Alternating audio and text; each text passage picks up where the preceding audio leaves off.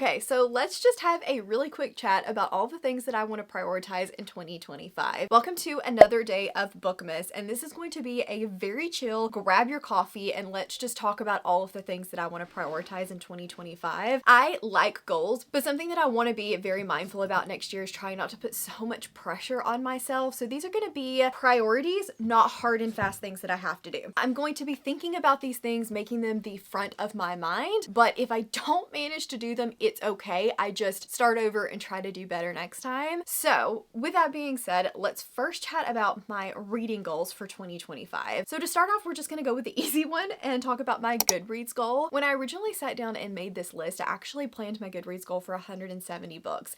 And then, as I started to look at the rest of the list, I was like, adding up, like increasing my Goodreads goal is not really in line with the rest of the things that I want to make priorities in 2025. So we're going to lower it back down to 152, which was the same as my goal this year. That's approximately 3 books a week, which feels doable to me, but also makes sure that I'm still able to read what I want to read, not just killing myself to get to a Goodreads goal, because I do like completing that goal, I'm not gonna lie. So we're just going to keep it at the same number. It felt very, very reachable this year. Actually, I think I hit it in November, so we're just gonna leave it as is. My next goal is just to be a little bit pickier about what I buy. There's a group chat with me, Claire from Claire's Neverland of Books, and Cassidy from Covers with Cassidy, and we share like our special editions that we see coming up, and it is like a dumping ground for Claire's Romantasy News, which is a new series on her channel that I'm absolutely loving. I will leave both of them down in the description box. But Cassidy has really been reining us in on buying special editions. I love having pretty books. I love having beautiful special editions sitting on my shelves. I did a video recently where I showcased all of my special editions, and I will leave it up there in case you guys want to check it out. But with that being said, I don't need to buy every special edition that comes across me. I can be a little bit more selective, try to read the book before I buy it, that kind of thing. So I do just want to be mindful of that moving into the beginning of the year. I'm not probably going to stop buying them because that's unrealistic for me, but I do want to just try to be a little bit more choosy about what I'm buying instead of buying every pretty book that comes across my path. Like Bloodguard. I really should have read that book before I bought it because I didn't like it, and now I have a special edition that I have to figure out how to get rid of. So just not being swayed by the pretty shiny things immediately, thinking it through before I buy them. A goal that I have every single year, and every single year I fail, is to continue series in general, but certainly to continue them faster. I love series. I love books that have a big arching plot and really let me get to know the characters. But I have a tendency to read the first book and either it doesn't fit in with my next video plans, which we'll talk about here in a minute, or I just kind of want to shake it up and I want to read something just a little bit different before I come back to those set of characters, so I don't feel like things are repetitive. But what I'm finding is sometimes I will wait so long that I am no longer in it with those characters anymore and I'm not enjoying the books. That really happened to me with Lady of Darkness. I loved the first book so much, but then by the time I got to books 3 and 4, I had such a gap in between them that I was like, I'm not in it with these characters anymore and I'm not having as much fun. So I think if I had read them and binged them a little bit closer together, I really would have enjoyed it more. I don't think I'm going to be a series binger. I don't know that that's just me, and that's okay. I would love to be, but I just don't know that that's going to be me. But I do want to try to be mindful to read them a little bit closer together, not wait a year in between books, not wait 8 months in between books, but read them maybe like a month or 2 months apart, just so that I stay a lot more invested in the story and I'm not so far removed from it that it's not fun anymore. I say this every year though, and every year I fail. So will this be the year? I certainly hope so. Then I want to give out more 5 stars. You guys have not seen my best of the years list yet. It is coming. Just very sad how many 5 stars I had this year and how many of the 4 stars on my list I really feel like I should have given 5 stars. And so next year I am just going to live my best I'm loving it life. I'm going to let myself be a little less critical. Not that I am not still going to be critically reviewing books. I like bringing you guys more in-depth thoughts, but I do want to just let myself enjoy a book and not saying that because there was a little bitty flaw in the book, it wasn't a 5 star. Like, it can still be a 5 star and have flaws. That's okay. I can still love a book, enjoy a book, and it not be a perfect read. And I really need to keep that in mind moving into 2025 because I just felt like I wasn't enjoying things this year and I don't want to do that next year. With that being said, I also want to be more intentional intentional about what I'm reading and letting myself pick up things that I want to read and not just picking things for videos. I felt like a lot of this year I created videos with TBRs, like set TBRs, and it led to me feeling like I had to finish certain books. I had to get them done by a deadline. I had to read these exact books, and a lot of times I wasn't in the mood for them anymore by the time that video rolled around, by that time that video was scheduled to go up, and it lent to less 5 stars in general. So I'm just going to try not to mood read. I'm probably never going to be a complete mood reader, but just be more intentional with what I'm reading. And in order to do this, we're going to kind of move into channel goals a little bit. I think that I may pull back on my number of videos just ever so slightly. You're still going to be getting lots of videos from me, lots of vlogs from me. I am a very schedule oriented person, so if it's in the schedule, it's coming out. Don't let that scare you. But I think that is for my sanity and for my like work-life balance, which again, we will talk about here in a second, I need to just not, like, if I don't have a video to put out or if something's gonna be late, it's okay. It doesn't have to go up on Sunday, Wednesday. Like if it comes out on a Thursday or if it needs to go out on Tuesday, like it's not the end of the world. That's okay. It's all right if it gets off my schedule a little bit. With that being said, I do want to do 3 vlogs and let myself spend a little bit more time maybe on vlogs. I don't know if I'll move more to a weekly style format so that I can read anything and everything, or if I will still have some like theme to it, but also a theme that's not so pigeonholed that doesn't make me have to read a certain TBR of books. I don't know. Let me know down in the comments. Do you like more of a weekly style vlog? Do you like more of a themed vlog? Do you have a preference? I don't know. I want to know more of what you guys enjoy down in the comments, but also I need to do things for my sanity too. And I think that thinking about it in this way, while we'll still probably end up being 8 videos a month, if we're just, let's be really, probably will be because I work on a very weekly like schedule, I think I need to start allowing myself think about it in a way that does not make that mandatory. Does that make sense?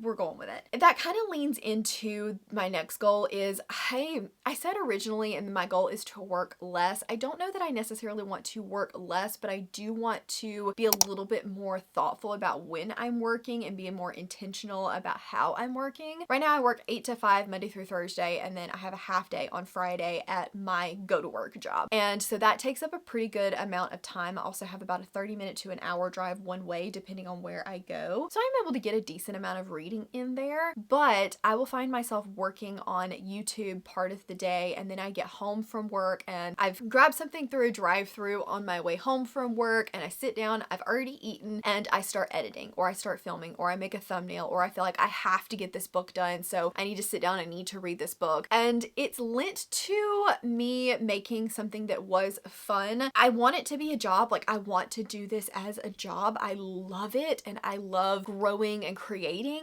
but also it is still a hobby and I need to make sure that it's still fun. So I want to try to just give myself some kind of schedule that still allows me to work, but also gives me some breaks too. And so I also want to make it a goal to find more hobbies in 2025. Cassidy suggested I make this a goal, and I thought it was such a good idea for me because I need more things that aren't work to fill my time, whether that be crocheting. I love crocheting, so we may explore some new projects in 2025. I used to love baking, but I just haven't done it. Fun fact, I won a contest for baking when I was in 5th grade, I think, for a carrot cake. So I used to love baking, but I just haven't been doing that recently. Watching TV, I used to love watching all of the like Love Island reality TV shows, and now the only one I really watch is The Bachelor. So could get back into watching TV, network shows, things like that. I don't know. And like allowing myself to listen to music in the car instead of books because I love music. So things like that are really going to, I hope, help me find a little bit more of a work-life balance in 2025 where I'm bringing you my best self, because I want to be bringing you guys joy and excitement. Yeah, there's going to be some days that aren't joyful and excitement. Like there's going to be bad days, there's going to be rocky days, but I just want to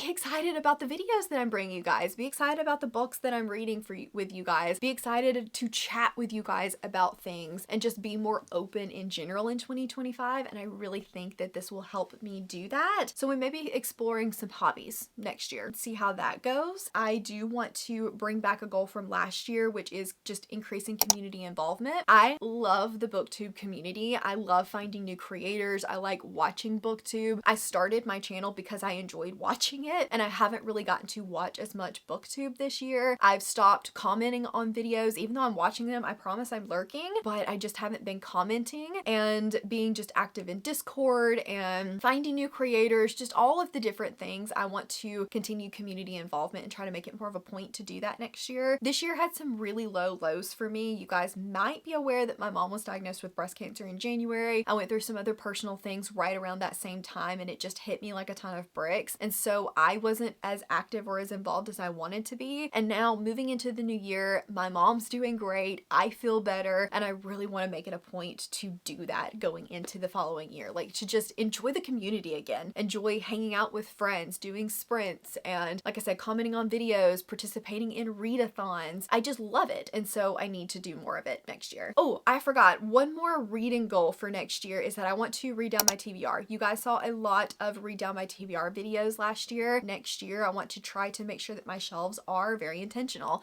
My shelves are full of things I'm either excited to read or I've already read and really enjoyed. I don't want to have books sitting on my shelves that are more TBR vets than they are things I'm excited about. So we're going to probably focus on that next year. Exactly how we're doing that or what that entails, you'll have to watch to find out, but very excited to make that more of a priority moving into 2025. Last but not least on my channel goals is my subscriber count goal. And it always feels a little bit weird to mention the subscriber count goal because it's not about numbers. However, the more people that come into this community, the more I get to do community involvement. The more people I get to chat with, the more people I get to know, the more people commenting and having bookish conversations, and the more it allows me to do this as a type of job. Something that I love, something that I want to spend more time on, and it really just lets me do that. This year, my subscriber count goal was 7K, and I thought I wasn't gonna hit it. And you know what? That was okay. But then I did, and you guys are incredible, and I cannot thank you enough. How many, like, I never even thought I would have 100 people want to hear me yap and talk about books and anything else, but now there's over 7,000 of you, and I'm like, my brain can't even comprehend it. It's so amazing. Next year, I think I would love to have 10,000 of us. Is that attainable? I don't know. If it's not, that's okay, but that would just be so exciting to have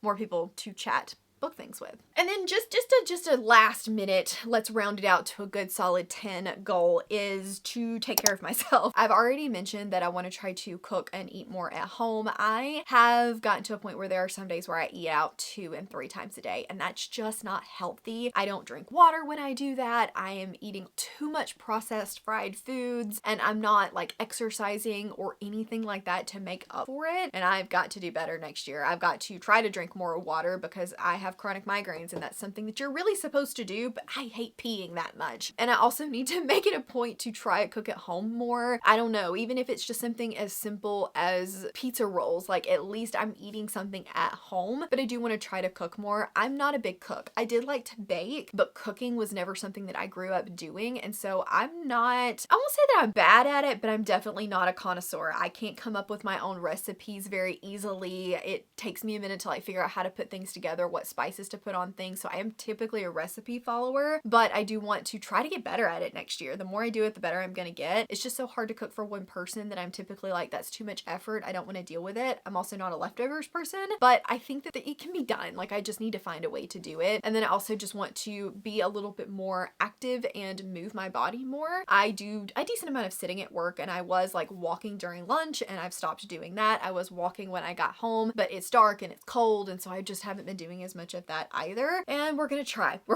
to make that more of a priority next year. Again, these are all like things I want to keep in the forefront of my mind, not necessarily something that is the end of the world if I don't accomplish every single day, but I can make it a conscious effort, and I can think about these things and make them something that I'm actively having to say, no, I don't want to do that today, rather than, oh crap, I should have remembered to do that today. Does that make sense? Hopefully that makes sense. But yeah, I've been yapping for far, far longer than I meant to yap, so hopefully you guys enjoyed this little chatty chatty goals priorities video. Let me know what some of your goals are for next year. I'm always looking to see what other people are planning to prioritize and do. I know a lot of us have very similar goals, and hopefully we can help keep each other accountable. If you just want to let me know that you were here and hanging out, leave me a pencil emoji to be writing down all of these goals. As always, thank you guys so very much for watching. I can't tell you how much I appreciate each and every one of you, and I hope you have a fantastic day. Bye!